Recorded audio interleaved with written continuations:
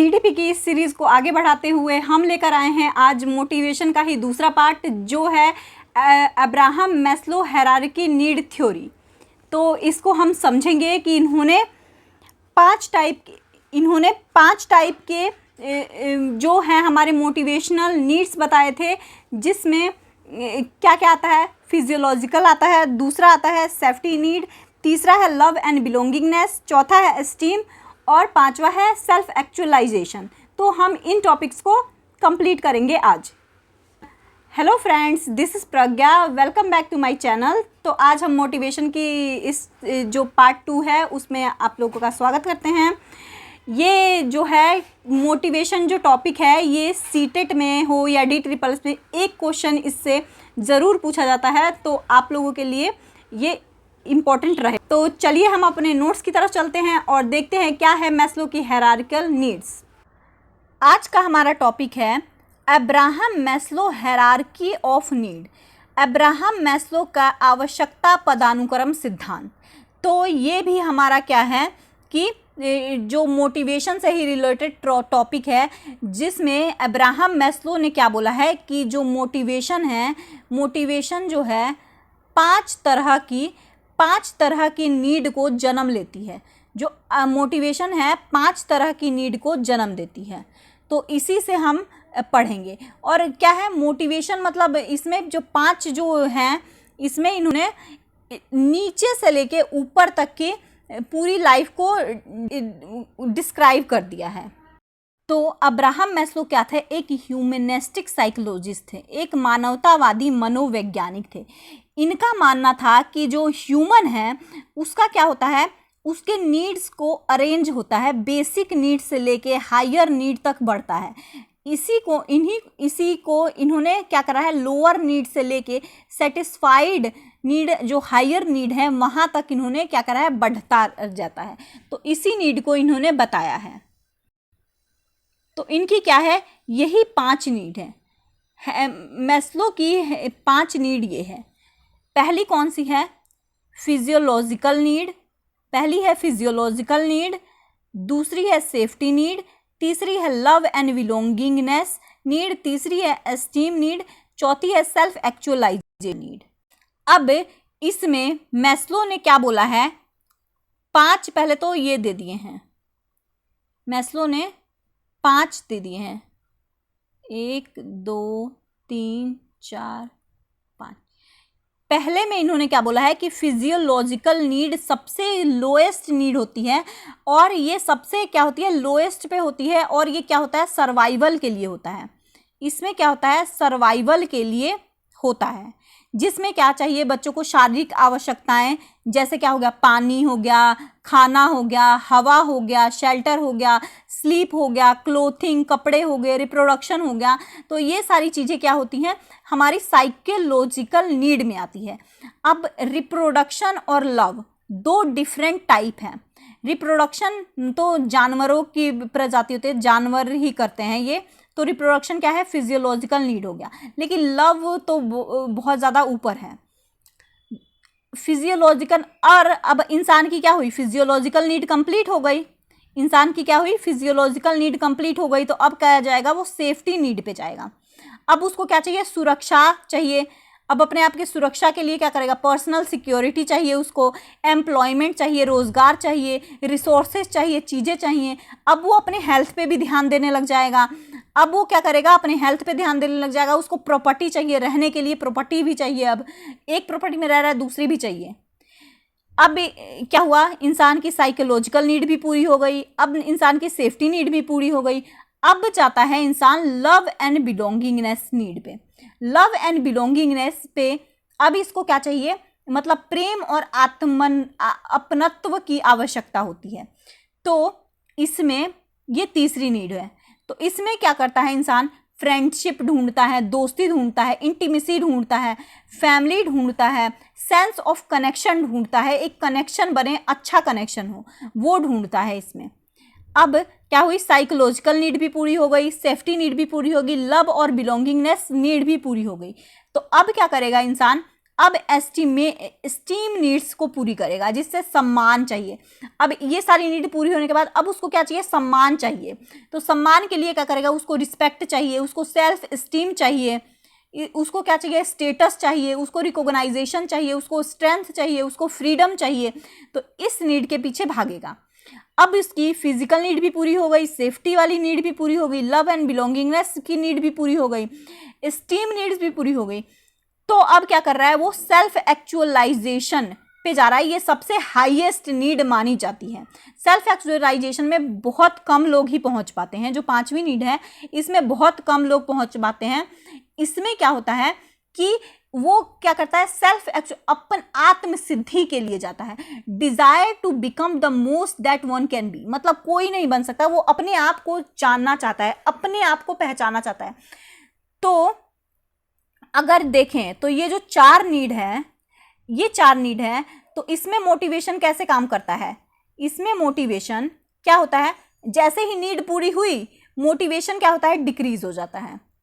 इसमें ये जो जैसे फिजियोलॉजिकल नीड है, सेफ्टी नीड है, लव एंड बिलोंगिंगनेस है और स्टीम नीड्स है, इसमें क्या होता है कि जो है मोटिवेशन डिक्रीज हो जाता है।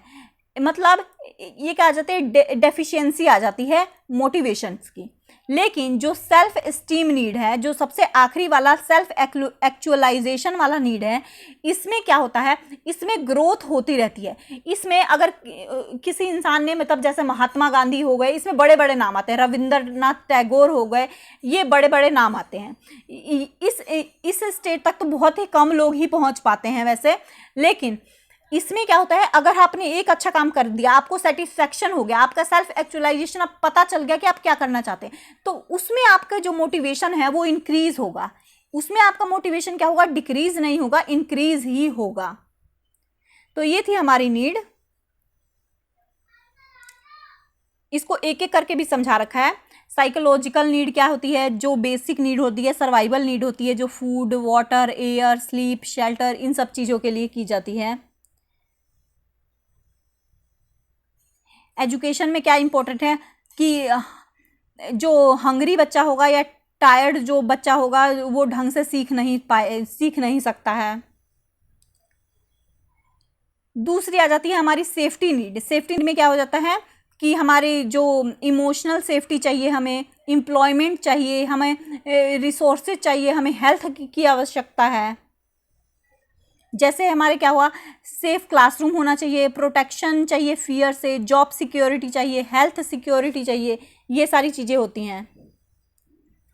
एजुकेशन में इम्पोर्टेंस कैसे हैं कि बच्चा ज़्यादा अच्छे से पढ़ पाएगा अगर फियर फ्री एनवायरनमेंट होगा। तो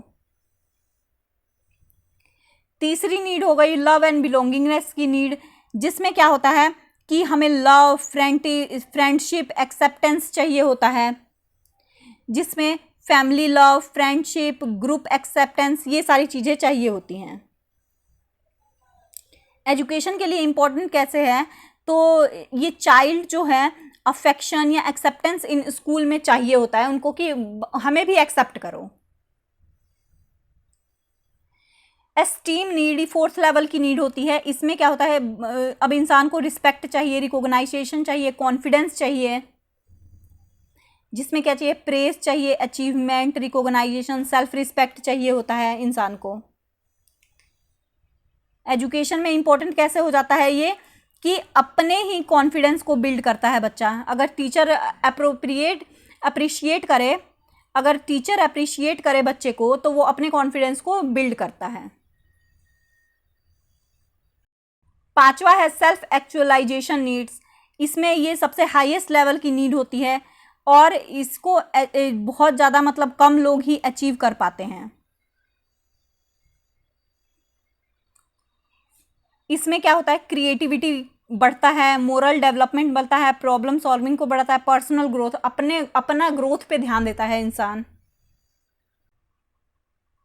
एजुकेशन कैसे इंपॉर्टेंट हो जाता है यहाँ पे, तो एजुकेशन से बच्चों को मतलब ये रियलाइज़ कराओ कि उनके अंदर बहुत ज़्यादा पोटेंशियल है, उनके अंदर बहुत पोटेंशियल है कुछ भी करने का, या फिर बहुत ज़्यादा पोटेंशियल है कुछ भी करने या फिर सीखने का।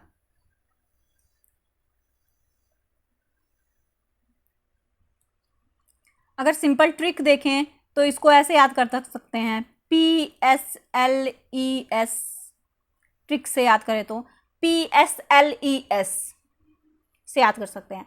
P से क्या हो गया, हमारा फिजियोलॉजिकल नीड हो गया। S से क्या हो गया, सेफ्टी नीड हो गया। L से क्या हो गया, लव एंड बिलोंगिंगनेस हो गया। E से क्या हो गया, स्टीम हो गया। और S से क्या हो गया, सेल्फ एक्चुअलाइजेशन हो गया।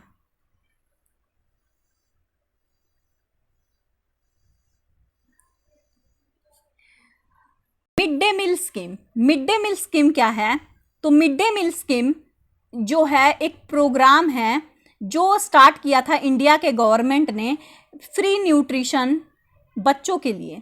फ्री न्यूट्रिशन बच्चों के लिए मतलब कि अगर बच्चा भूखा रहेगा तो वो पढ़ाई नहीं कर पाएगा, अगर बच्चे को सही खाना नहीं मिल रहा तो उसका डेवलपमेंट अच्छे से नहीं होगा, तो उसकी पहली ही नीड ही पूरी नहीं होगी, फिजियोलॉजिकल नीड ही उसकी पूरी नहीं हो रही है। तो इसलिए ये स्कीम स्टार्ट किया गया था। इस स्कीम को national mid day meal scheme बोला जाता है। इसको ऑफिशियली कब लॉन्च किया गया था, 15 अगस्त 1995 में लॉन्च किया गया था, इंडिया के गवर्नमेंट ने लॉन्च किया था। इसका मेन उद्देश्य क्या था, तो बच्चों का नामांकन को स्कूल में बढ़ाना और ड्रॉप आउट रेट, जो ड्रॉप आउट रेट है उसको रिड्यूस करना, न्यूट्रिशन को इम्प्रूव करना और रेगुलर अटेंडेंस को बढ़ाना, सोशल इक्वेलिटी को बढ़ाना।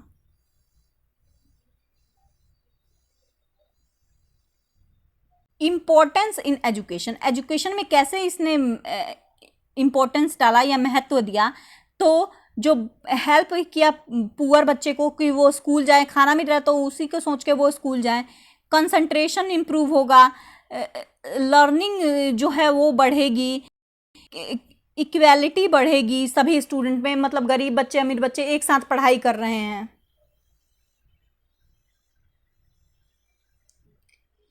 इसमें टीचर का क्या रोल होना चाहिए, तो टीचर को क्या क्या हाइजीन पे ध्यान देना चाहिए, सभी बच्चों को इसमें पार्टिसिपेट करने के लिए एनकरेज करना चाहिए और जो मॉनिटर करना चाहिए न्यूट्रिशन में और डिसिप्लिन को क्या करना चाहिए, मॉनिटर करके रखना चाहिए। ये जो मिड डे मील स्कीम थी, ये फिजियोलॉजिकल नीड के लिए ही स्टार्ट की गई थी कि बच्चों के अंदर फिजियोलॉजिकल नीड की कमी ना हो, इसीलिए स्टार्ट की गई थी। तो हमारा यहाँ जो ये टॉपिक है यहीं पे कंप्लीट होता है। तो ये अब्राहम मैस्लो की हायरार्किकल नीड्स कंप्लीट होती है यहीं पे। आई होप ये वीडियो आपको इन्फॉर्मेटिव लगा होगा। आज के लिए इतना ही, मिलते हैं नेक्स्ट टॉपिक के साथ नेक्स्ट वीडियो में। Thank you so much.